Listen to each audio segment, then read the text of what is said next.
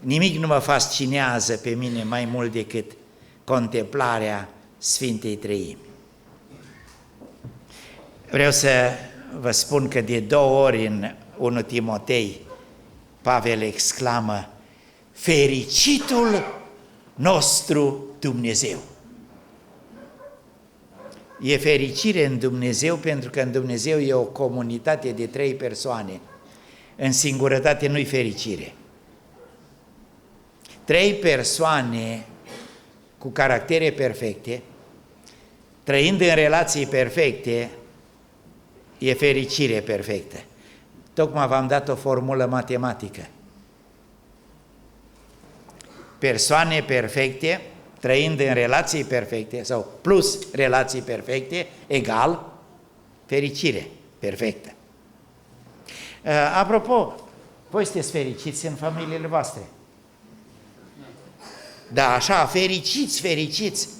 Dacă nu sunteți, știți, e simplu ce vă trebuie. Trebuie să fiți amândoi perfecți în caracter și amândoi să fiți perfecți în relații. Atât e ce vă trebuie ca să fiți fericiți.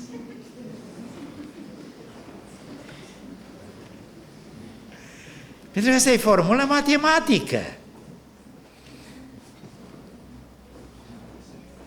Și aceste 3 persoane au zis să nu rămânem singuri, să mai facem persoane ca noi, pe care în final să le aducem să locuiască cu noi, să mărim comunitatea noastră. Asta e în Geneza 1, iar în Apocalipsa 21 și 22 vezi împlinirea planului. Iată cortul lui Dumnezeu cu oamenii. Cuvântul acordul acolo poți să-l traduci. Iată palatul lui Dumnezeu cu oamenii. Iată imperiul lui Dumnezeu cu oamenii. Am văzut cer nou și pământ nou, spune Ioan.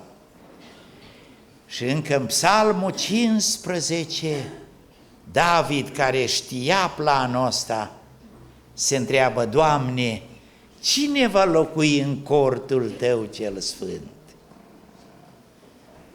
Cine face dreptate, cine spune adevărul din inimă, cine seamănă cu Dumnezeu. Nu poți să locuiești cu Dumnezeu dacă nu ești de natura lui Dumnezeu, dacă nu te asemeni cu Dumnezeu. Vreau să vă dau aici un principiu, poate pe care nu l-ați auzit și pe care ar trebui să-l cunoașteți. Noi vorbim în căsătorii de potrivire de caracter și se spune, și pe bună dreptate, că nu poate fi fericire în cămin dacă nu-i potrivire de caracter. Și foarte important să știm lucrul ăsta. Cele 2 caractere trebuie să se potrivească, să se adapteze unul la celălalt, ca să poată fi fericiți împreună.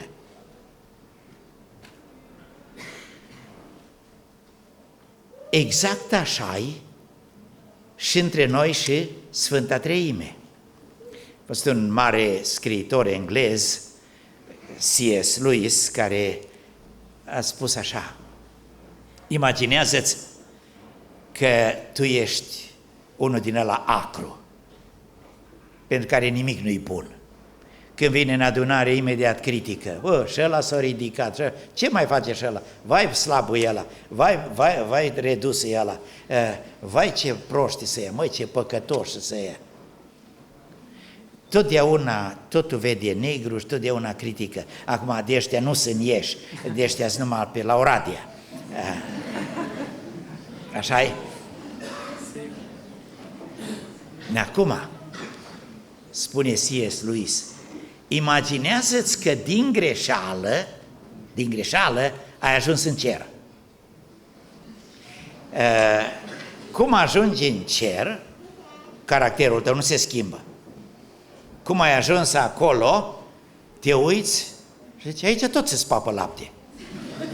Uite la ei, uite, ca dulcege așa, fiecare îl periază pe celălalt, fiecare. Ce? Aici nu este nerv, aici nu este nicio dispută, ce e asta?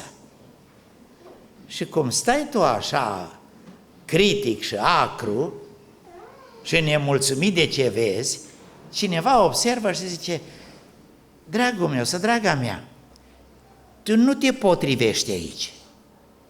Du-te dincolo, că acolo se ceartă toți, tot timpul și se bat toți.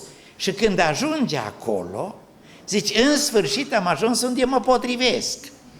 Și vei simți că ți s-a făcut mare favor că tu nu te-au lăsat dincolo. E probabil cea mai sinistră imaginație pe care am citit-o vreodată. Dar e adevărată. Cum crezi că te vei simți bine în compania Sfintei Treimi dacă tu n-ai caracter ca al lor și dacă tu n-ai comportament ca al lor? Înțelegi? Planul Sfintei Treimi este să facă oameni după chipul lor și după asemănarea lor, care să poată locui cu ei pentru că se potrivesc cu ei. Face sens ce vă spun eu? Eu cred că face. Dar acum fiți, vă rog, tare atenți aceea. Fiul lui Dumnezeu, când a venit pe pământ, el a avut un singur subiect: împărăția lui Dumnezeu. Aici pe pământ e împărăția celui rău și eu am venit să instalez aici împărăția lui Dumnezeu. Și toată vremea Domnul Iisus, Fiul lui Dumnezeu, numai despre asta a vorbit. El n-a avut alt subiect decât să ne facă să înțelegem ce e aia împărăția lui Dumnezeu. Împărăția lui Dumnezeu nu este altceva decât comunitatea Sfintei Treimi, în care ei vor să ne ducă și pe noi. Dacă citești în Matei 4 că el propovăduia Evanghelia împărăției lui Dumnezeu, vei vedea că imediat la Matei 5 Domnul Iisus ne vorbește pe larg ce e aceea Evanghelia împărăției. Matei 5, 6, 7, noi ne numim predica de pe munte. Eu mi-am scris în Biblia mea titlul Evanghelia împărăției. Citește și vei vedea că tot timpul el se referă la împărăția lui Dumnezeu în ea. Chiar de la început: ferice de cei săraci în duh, căci a lor este împărăția cerurilor. Căutați mai întâi împărăția lui Dumnezeu și dreptatea lui. Dacă dreptatea voastră nu întrece dreptatea cărturarilor și a fariseilor, cu niciun chip nu veți intra în împărăția lui Dumnezeu. Nu oricine îmi zice Doamne, Doamne va intra în împărăția lui Dumnezeu, ci numai cine face voia Tatălui meu, și voia Tatălui meu sunt aceste cuvinte ale mele, pe care trebuie să-ți sclădești viața ca pe o stâncă. Matei 5, 6 și 7 este Fiul lui Dumnezeu care ne explică ce fel de om trebuie să fii ca să poți locui cu Dumnezeu. E o dezvoltare pe larg, dacă vrei, a Psalmului 15. Doamne, cine va locui cu tine? Iată cine. Iată ce fel de om trebuie să fii ca să fii acolo. Și toate aceste 3 capitole sunt descriere ce fel de om trebuie să fii ca să fii acceptat în împărăția lui Dumnezeu.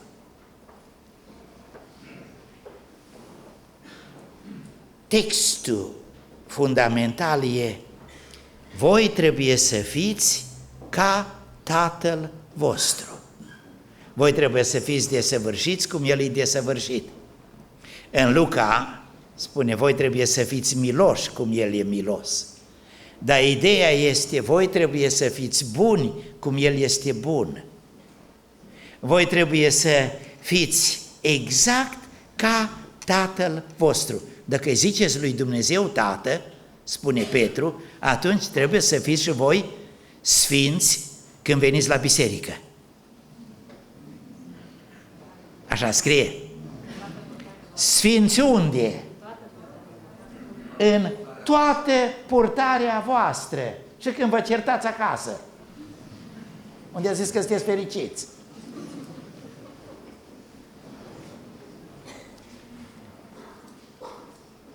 Acum fii atent.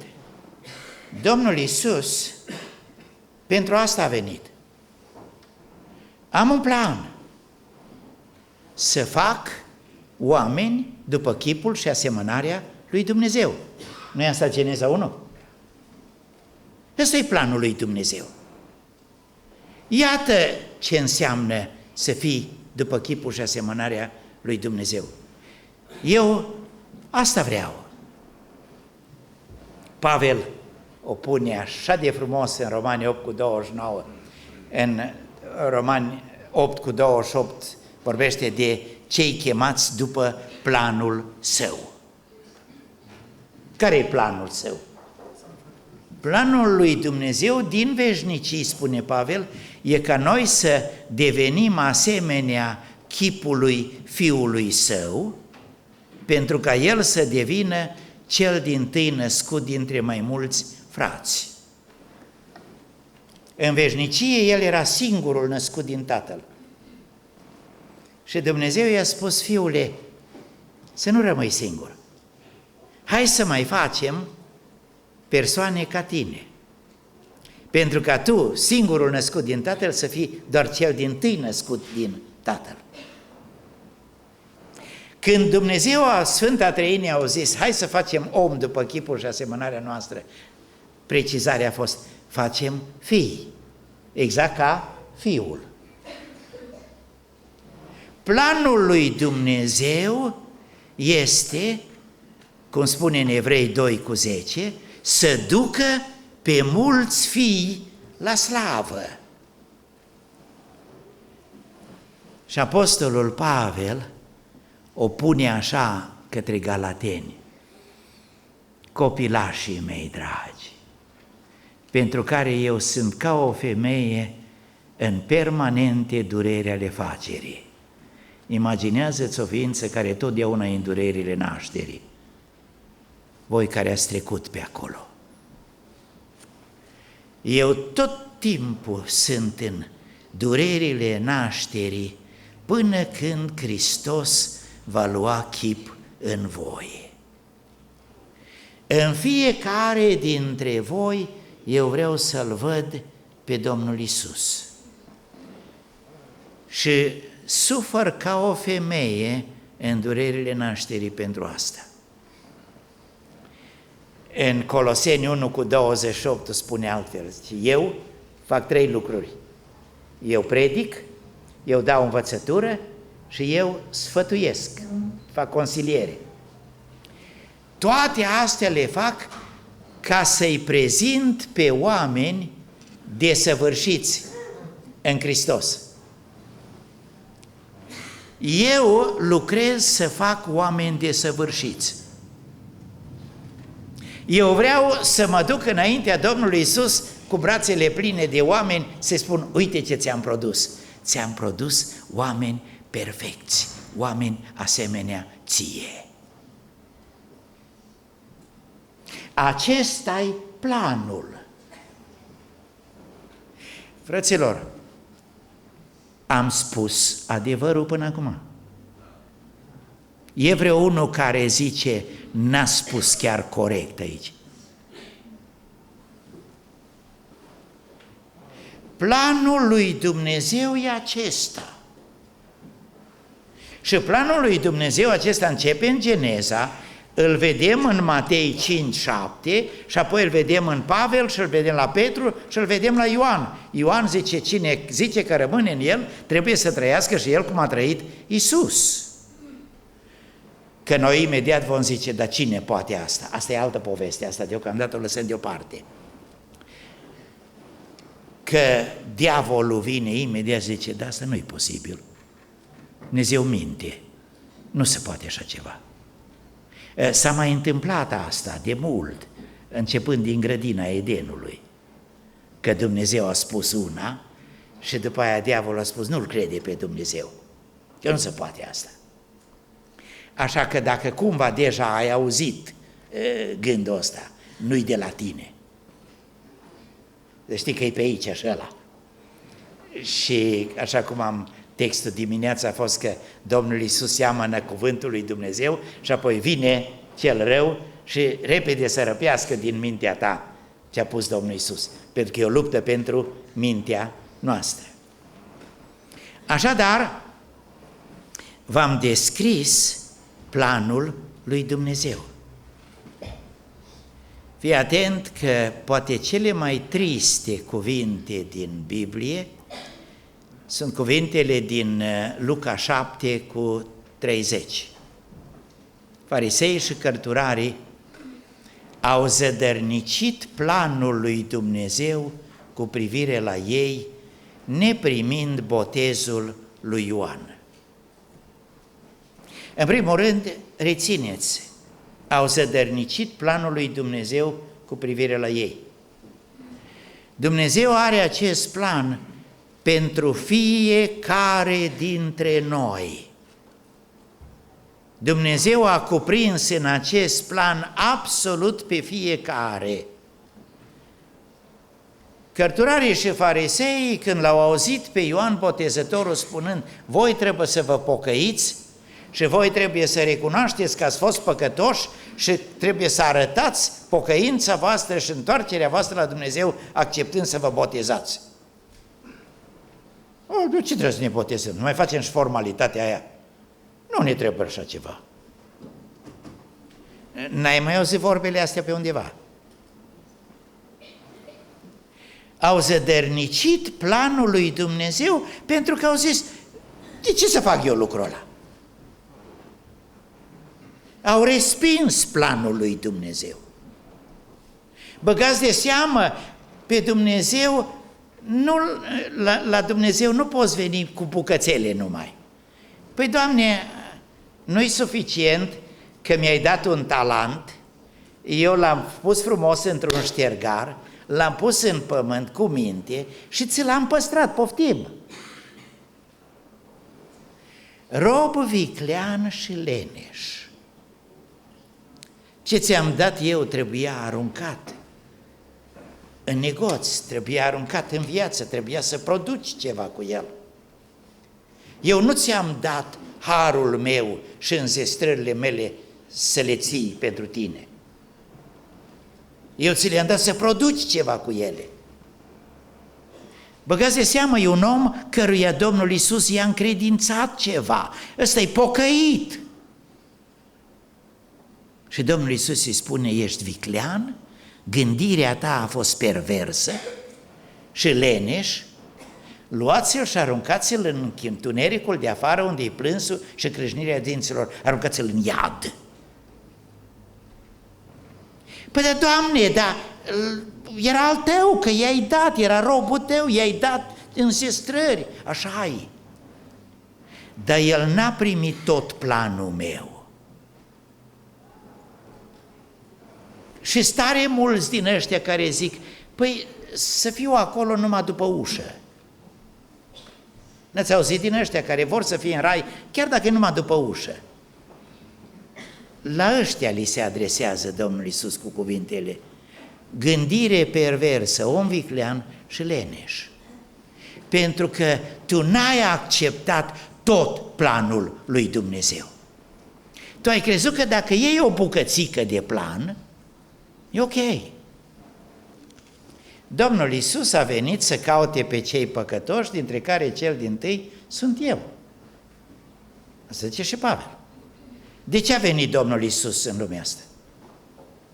Păi a venit să-i mântuiască pe cei păcătoși. Și a dat viața ca să ne spele de păcate și să ne ducă în cer. Și dacă noi credem în Domnul Iisus, mergem în cer. Punct. Asta e toată Evanghelia. Așa zic majoritatea pocăiților. Vin alții și spun, păi predica de pe munte e numai pentru 1000 de ani. Unii spun asta, nu toți, dar sunt unii care spun asta.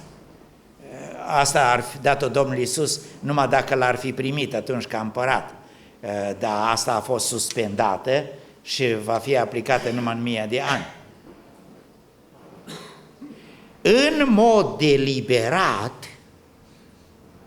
oamenii găsesc argumente să scoată predica de pe munte, să zic, aia nu-i pentru noi. Pentru noi numai Matei 9:13, că Domnul Iisus a venit să mântuiască pe cei păcătoși. Acum, e adevărat că e așa. Domnul Iisus, când a venit aici, El l-a numit pe diavolul stăpânitorul lumii acesteia. Domnul Iisus ne-a învățat să gândim tot timpul în termenii a doi stăpâni. Un stăpân e diavolul și el a spus, eu sunt acela care a invadat casa celui tare și eu am venit să-i jefuiesc bunurile. Eu am venit să aduc aici împărăția lui Dumnezeu. Acum fiți atenți, ca eu să vă pot scoate de sub stăpânirea diavolului, asta nu se poate face oricum. Diavolul are drept de proprietar asupra voastră. Un principiu pe care l-a stabilit Dumnezeu și e formulat în Roman 6:16. Nu știți că dacă vă dați cuiva să-l ascultați, sunteți robul celui pe care l-ascultați? Când l-ai ascultat pe diavolul, ai devenit proprietatea diavolului. Păcatele tale sunt certificatul de proprietatea diavolului și el ridică certificatul și spune, eu sunt proprietarul.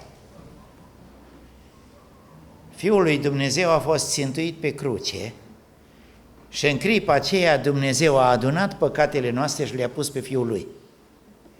Pavel spune, a luat zapisul, a luat certificatul de proprietar al diavolului și l-a țintuit pe cruce. Și când Domnul Iisus murea cu păcatele noastre, certificatul de proprietate a diavolului s-a dus. L-a dezarmat și l-a făcut de minune în fața întregului univers, că el zicea, termin cu Fiul lui Dumnezeu. Și că încolo Fiul lui Dumnezeu murea ca să ne anuleze păcatele, să-i anuleze dreptul lui de proprietar asupra noastră. Ca să ne poată scoate de sub diavolul, Domnul Iisus a trebuit să ne plătească pe cruce. Acum fiți tare atenți, tare atenți aici. Care-i planul cu care a venit El? El a venit cu planul detaliat în Matei 5:7. Vreau frați, vreau fii de Dumnezeu care seamănă cu Tatăl lor. Iată ce vreau eu. Pavel o pune asta în Tit, capitolul 2, versetul 14, începe cu 11. Harul lui Dumnezeu s-a arătat și ne învață să o rupem cu păgânătatea și să trăim în viacul ăsta cu dreptate și sfințenie, căci Fiul lui Dumnezeu de aceea a murit ca să-și procure un popor care să fie a Lui plin de râvnă pentru fapte bune. Traduceți pe limba de azi, pasionat pentru o viață sfântă. El, ca să ne scoată de sub diavolul, ne-a plătit. Dar scopul lui e să-și procure un popor care să fie al lui, care seamănă cu el. Deci sunt două lucruri distincte. Unul-i planul cu care a venit. Planul de a-și face oameni după chipul și asemănarea lui. Celălalt, Cum poate El să ne scoată de sub diavolul ca să ne aducă în planul ăsta? Eu nu pot împlini planul să fac oameni după chipul lui Dumnezeu decât dacă îi scot de sub diavolul. Și ca să-i scot de sub diavolul, eu trebuie să mor pentru ei. Dar eu mor pentru ei tocmai pentru că vreau să produc din ei oameni care seamănă cu mine. Vedeți cum se leagă astea de oaltă? Legate organic. Hai să o pun altfel. Cei mai buni evangeliști explică așa: Dumnezeu te iubește oricum ești, indiferent cât ești de păcătos, cât ești de căzut, cât ești de stricat, Dumnezeu tot te iubește. Așa-i? Așa-i. Și ascultă bine, pentru tine a murit Hristos și indiferent cât de căzut ești, cât de murdar ești, cât de stricat ești, Domnul Iisus te primește. Vino la El. Așa-i, fraților? Așa-i. Ce lipsește? Dacă predic numai asta, n-am vestit tot planul lui Dumnezeu. Aici e paiul.